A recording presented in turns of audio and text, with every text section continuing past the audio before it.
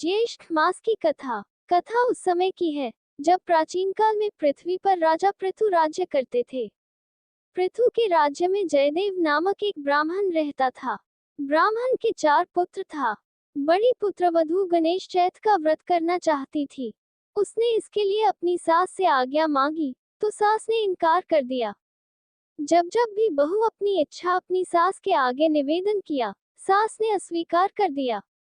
बहू परेशान रहने लगी। मन ही मन अपनी परेशानी गणेश जी को सुनाने लगी। बड़ी बहू का एक विवाह योग्य लड़का था। गणेश जी ने अप्रसन्न होकर उसे चुरा लिया। घर में उदासी छा गई।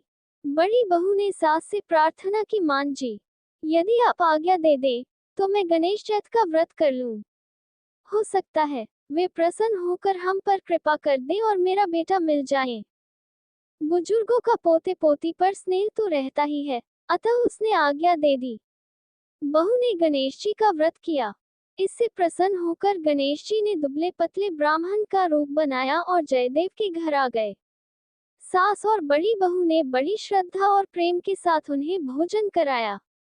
गणेश जी ने तो उन पर कृपा करने के लिए ही ब्राह्मण का वेश बनाया था। उनके आशीर्वाद से बड़ी बहू का पुत्र घर लौट आया। भगवान ऐसी कृपा सब पर करना।